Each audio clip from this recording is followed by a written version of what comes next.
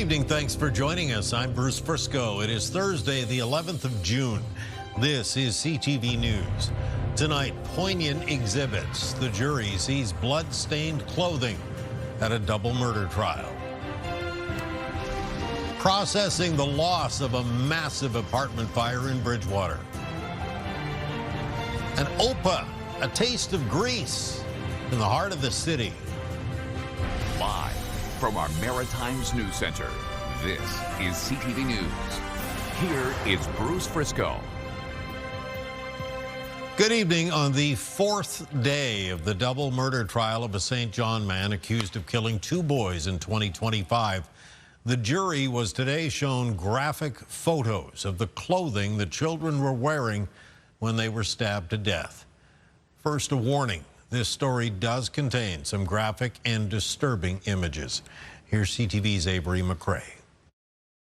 16 different cut marks. That's how many were counted by St. John police officer James Smith on the shirt of a 10-year-old boy who was allegedly stabbed to death by 46-year-old Roman Commissioner in January of 2025. The court was told the boy was found in a bed wearing a heavily stained yellow shirt.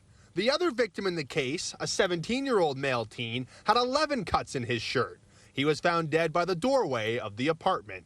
Commissioner has pleaded not guilty to 2 counts of first-degree murder. The 14-member jury spent much of the day reviewing photos from the scene, with several of them showing the boy's clothing, as well as the accused upon his initial arrival at the St. John Detention Center. His face and clothing appeared to be covered with blood. Constable Smith recalls Commissioner not being verbally responsive, but was able to follow basic commands. The reason? Commissioner had 2 nails in his head from a nail gun as part of an unsuccessful suicide attempt. The doctor who operated on the accused testified about the surgery on Commissioner. He recalls the nails being long, with one lodged in either side of his head through the temple. He says they almost reached the center of Commissioner's brain, almost touching one another. It took just over 2 hours to remove them. In the afternoon, forensic officers Matthew Weir and Robert Chessie took the stand, where they detailed more photos that were taken of the crime scene.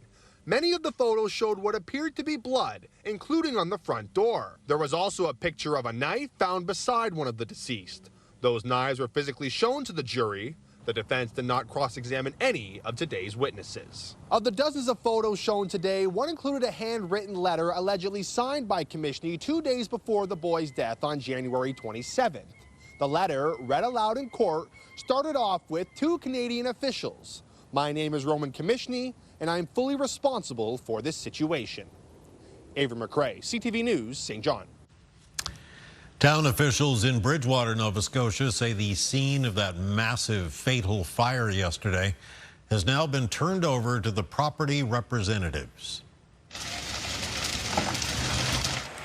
Massive fire broke out in an older apartment building and then quickly spread to an adjacent structure. Fire crews were first under the impression that everyone had got out safely, but that proved not to be the case, and human remains were recovered from the basement last night. Talked to friends of the person who was unaccounted for. Just seeing the pain on their face, not knowing, a lot of not knowing. Building was fully engulfed. Windows were exploding when we arrived. The flames just kept getting bigger and spreading out. The siding on the walls was melting and dropping. Officials say the medical examiner is working to confirm the identity of the victim. The cause is still under investigation. The road in front of the property is expected to reopen about 8 o'clock tomorrow morning. Nova Scotia RCMP investigating a suspicious death in the community of Greenfield. Police were called to a reported case of a dead man outside a home on Peck Meadow Road just before 4 o'clock this morning. No other details have been released except that the coroner is working to determine the cause of death. Get the Maritimes top stories, breaking news alerts, and watch live. Download the CTV News app. A Nova Scotia doctor is facing a single charge of voyeurism tonight. Police say Dr. Keith Short was arrested May 29th following a complaint and charged with 1 count of voyeurism. Short is scheduled to appear in Amherst Provincial Court on July 13th. The College of Physicians and Surgeons says it has imposed an interim suspension after learning of the charge. calling it an extraordinary measure taken to protect the public interest while investigations continue. Nova Scotia Health says plans are in place to ensure that patient care is not disrupted. Unionized long-term care workers in Nova Scotia have taken a big step toward ending their lengthy labor dispute. Workers at St. Vincent's Nursing Home in Halifax voted late yesterday to ratify a tentative contract that was reached on Sunday. That ratification is significant because those members were part of what the union describes as a lead table, meaning they were responsible for setting the economic pattern for the whole sector. 3,600 workers have spent 8 weeks on the picket lines. NB Power executives facing tough questions during a 3-hour legislative committee in Fredericton today. MLAs from around the province wanted to know more about an Auditor General's report that was critical of a proposed gas plant in the Sackville area. CTV's Derek Haggett has more. NB Power CEO Lori Clark started the day by explaining the need for a gas-powered plant in the Sackville area. Clark says the public utility is facing a clear risk to the system reliability without it. And it's hard to understand what could have been or what we prevented, like avoiding rolling blackouts in 2028. While some accept the plant may be needed, many are upset with how it was approved. Last month, the New Brunswick Energy and Utilities Board approved NB Power's proposal. But the Auditor General was critical, saying the utility made poor choices and sped through the process. This really concerns me, not because I don't think you're doing a good job at the details of the work, but you're losing public confidence. The proposed 500-megawatt natural gas plant to be built by an American company was first announced last July. The price tag is now close to $3 billion. The MLA for the area strongly opposes the project. You do not have social license to build this in my community. You do not. And I think that should be worth something. Afterwards, Mitten says she wasn't satisfied at all. In some cases, didn't really get answers. And I think in no way have they gained the trust of New Brunswickers. Clark acknowledged NB Power could have done things differently. I do think there are opportunities for us to improve documentation, improve what we as energy experts know and have that documented. But I think what I heard today was there was very little resistance to the overall decision that was made. The province is conducting an environmental assessment on the area before the project can go ahead. Derek Haggett, CTV News, Moncton. And some New Brunswick residents are speaking out against a proposed data center in St. John. Demonstrators gathering outside the legislature in Fredericton today, calling for the province to turn its back on AI data centers and AI use in general. The proposed center in Lorneville was jointly pitched by companies from Texas and Calgary. Deputy leader of the Green Party says it would be the third largest greenhouse gas emitter in New Brunswick, and the demonstrators agree. We are hoping to get to have a conversation, and we want to end the secrecy with what's been going on in regards to planning the data center and having it go forward without being consulted. An environmental impact assessment on the project was filed with the province back in April. The companies are hopeful the site will be up and running by 2028. The post office is forging ahead with plans to convert home delivery to community mailboxes, and tens of thousands of Maritimers are on the conversion list now. Canada Post says 34,000 addresses in Halifax, Fredericton, and Oromocto will start the move in the weeks and months ahead. This is all part of a larger push to convert nearly 500,000 door-to-door residential and business customers to community boxes to save money. Canada Post lost nearly $1.6 billion last year alone. The world, of course, focused on soccer at the moment. 3 community groups, though, are hoping to develop a lacrosse facility in Lower Sackville, and they're wondering what's taking the government so long to respond to their request. They say interest in the national summer sport is driving record registration numbers, and they simply don't have the facilities to meet the growing demand. CTV's Jesse Thomas has more. This municipally owned vacant land is the Field of Dreams for the Sackville Wolves Minor Lacrosse Association.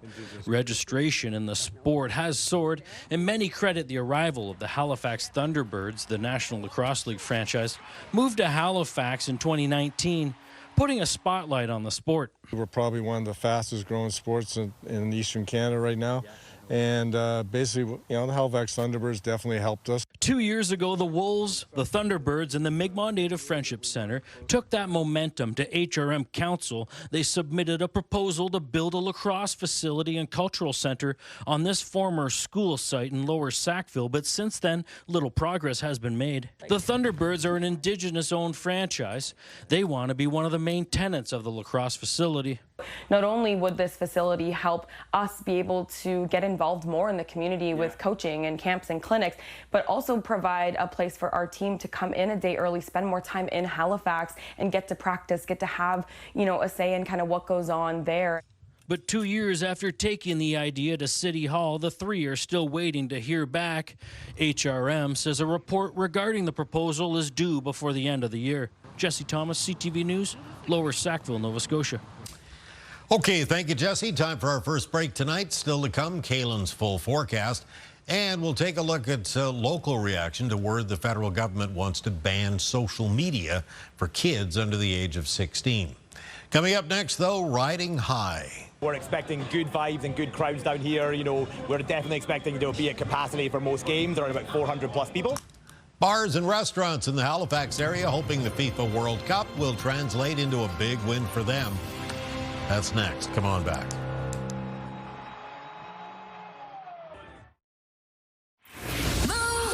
Mornings with Aaron and Peter. Our $10,000 Move It or Lose It shopping spree is back, and we want you to join us. You only have 10 minutes to spend $10,000. Qualify tomorrow at 6. Lots of action in downtown Halifax these days thanks to the World Cup Fan Fest that is underway at the Garrison Grounds. Not far away, all the bars and restaurants are hoping to cash in on the 5-week tourney. Here's CTV's Jonathan McGuinness. 7 TVs across both sites total. John Witten hopes those 7 TVs going up at the beer garden on the Halifax waterfront will be enough to accommodate the hundreds of World Cup fans expected to show up over the next 5 weeks. We're expecting good vibes and good crowds down here. We're definitely expecting there will be a capacity for most games, around about 400 plus people. Witten says they don't take reservations, so it's best to show up well before the games. Yeah, the whole city's buzzing. Up the street at Niche Lounge, manager George Eleftheros says a lot of planning has gone into preparing for the World Cup. Given this is the first time Canada has hosted the event, he's expecting it to be wild. It'll be very exciting, loud, boisterous, people cheering. Yeah, tomorrow's full. That was booked 2 weeks ago. I went and got a banner with all 48 flags from every country that's represented in the World Cup this year. Not all the cheering will be coming from the land. It's going to be exciting. Both of my boats are ready to go. We're ready to welcome the world and go Canada, go. But how far will the co-hosts advance in the tournament? These fans from Germany are naturally supporting their home country, but feel Canada can make it to the quarterfinals. And then it's out for Canada. For many Canadian fans, that would be a win. And this is the type of vibe and excitement that can be expected throughout Halifax up until the World Cup wraps up July 19th. Jonathan McGuinness, CTV News, Halifax. Thank you, John.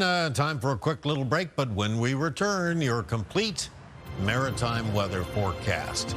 Kaylin's got all the details coming up next.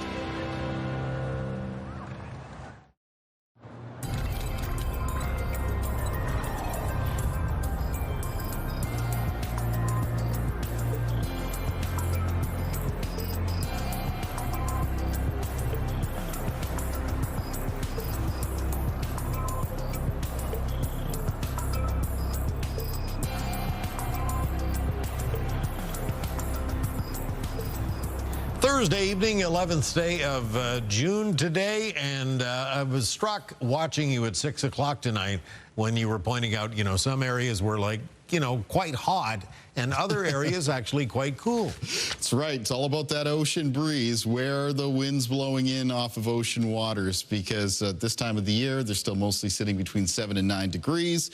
So if they're coming in off the water directly into your community, it definitely has a cooling effect. And that was experienced today mostly around the Bay of Fundy coastline in New Brunswick and parts of the Atlantic coastline of Nova Scotia. Of course, other parts of the Maritimes, temperatures were soaring.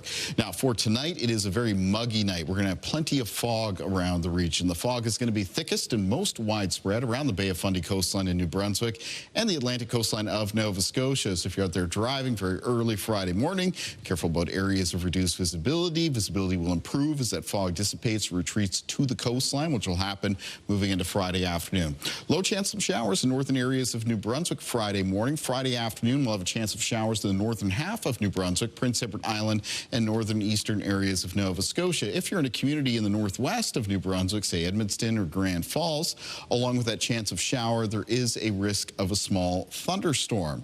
Other parts of the Maritimes will see a few sunny breaks, but a change in the wind direction is really going to cool off parts of the region, mostly eastern parts of the region. Let's take a look at that change in the wind direction. So here we are moving into and through Friday afternoon. Winds becoming easterly for the Maritimes. They'll be sustained 10 to 20 kilometers per hour with gusts between 20 and 40. The cooling effect from these easterly winds is mostly going to be felt around eastern areas of New Brunswick, Prince Edward Island, and parts of the east of Nova Scotia.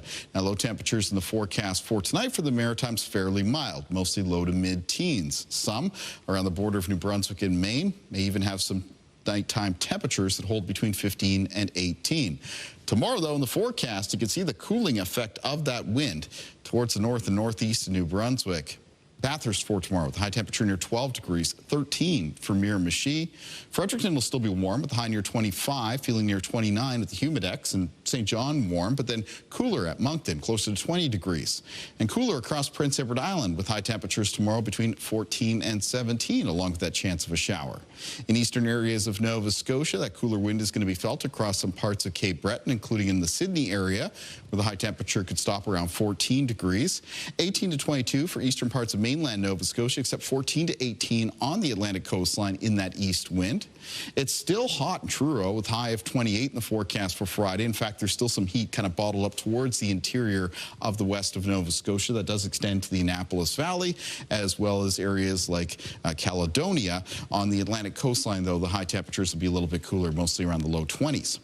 Now, taking a look at the 7-day forecast, the entirety of the Maritimes is cooler on Saturday as the weather front moves through. It'll bring some showers with a low risk of some small thunderstorms.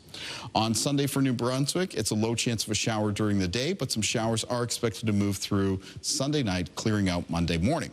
Mix of sun and cloud follows for Tuesday, chance of showers on Wednesday of next week, and a mix of sun and cloud on Thursday. For Nova Scotia, in the extended forecast, a couple weather fronts moving through. The first on Saturday brings showers and a low chance of thunderstorms.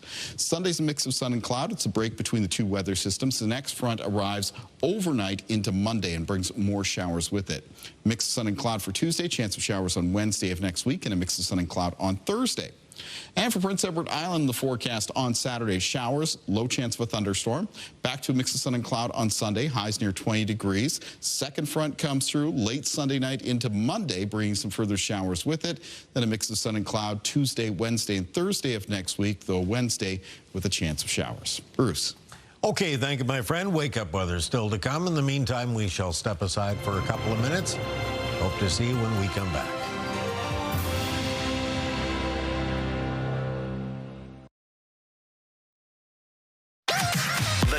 #1 morning show in Halifax. Turk, Megan, and Amateur Alex. And home to the biggest artists. Halifax's #1 hit music station. 101.3 Virgin Radio. You probably heard about this. Children under the age of 16 could soon be banned from social media. The federal government is proposing legislation to block access to kids. So how would pulling the plug go over around here? CTV's Emma Convey went looking for local reaction. Quite troubling to me that we're just handing these phones to kids like they're candy when really there's something that's much worse. Being a former teacher, the things that I see happening in the classroom, I think there's like a direct correlation between social media and how kids are performing right now. The federal government introduced an online harm bill it looks to ban the use of social media for Canadians under the age of 16, unless the companies put in place sufficient safeguards. Right now, we're looking at probably a 12 to 18-month timeline for the legislation to pass. It could take another 12 to 18 months for regulations to pass. So realistically, 3 years and maybe we'll start saving some kids' lives. David Shipley with Beauceron Security says there are many ways to enforce this without just scanning a government ID. New technologies on Facebook allow parents to set age ranges on accounts, and apps can validate whether a user is a child. Even if they get by the age verification, there are a billion things that these social media companies can do to actually detect if it's a kid. They've got algorithms that can serve us ads that are precisely targeted to the day we're going to buy something, and they're going to tell you that they can't figure out who a kid is. That is the height of absurdity. Maritimers have different opinions. If they want in, they'll get in, so it becomes a matter of parental understanding. I had restrictions when I was like 14, and I didn't like it, but it's really important for your mental health. Emma Convey, CTV News, Halifax. Thank you, Emma. Time for one final break tonight. Coming up, Opa will check out this year's Greek Fest in Halifax. First, though, it is your wake-up weather. Here's a live look at the Armdale Roundabout in Halifax. Currently 16 degrees in the region's largest city. Kaylin's wake-up is next. Okay, it's Friday morning now. Let's kick it off with a look at the wake-up weather from Kaylin. Yeah, cloudy and foggy conditions Friday morning for the Maritimes. Morning temperatures mostly around the low to mid-teens. There'll be a low chance of showers in the north of New Brunswick. New Brunswick will continue to have a chance of showers into and through Friday afternoon. There'll be a chance of some spotty showers around Prince Edward Island and the north and east of Nova Scotia. Temperatures cooler in eastern parts of the region for tomorrow. Warmer weather still holding on to parts of the west of New Brunswick and interior areas of the west of Nova Scotia. Bruce. Thank you, Kaylin. Well, from iconic Greek food to cultural performances, Halifax Greek Fest kicked off today for its 39th year. As CTV's Vanessa Wright shows us tonight, hundreds of volunteers come together for this massive event. Some call it Halifax's Greek Super Bowl. To put together an event of this magnitude takes a lot of effort, from donations to behind-the-scenes food prep and to administrative staff, managerial staff. It all needs to come together to put together an event of this magnitude. Halifax Greek Fest has been going strong for nearly 4 decades. The event saw up to 20,000 people in attendance in previous years. The 4-day-long festival is filled with music, entertainment, and arguably the main event, the food. Prepping the iconic Greek salad can only be done the day of, which takes a lot of hands and even more fresh ingredients. 30 boxes of lettuce, cored, open, cut, 50 boxes of cucumbers, 50 boxes of tomatoes, unbelievable amount of onions, which is not the fun. No one wants to cut the onions, but obviously we got to do that. And it wouldn't be a party without donaires. Nearly 4,000 of them will be made over the next 4 days. After all, they were invented by a Greek Haligonian. We also are doing something similar to the chicken souvlaki as well, about almost 7,000 of those. You know, some of our Greek plates that we're looking of selling would be about 1,700 of them. The stage is nearly set for dancers, and the big screen has the World Cup cued. A little something for everyone.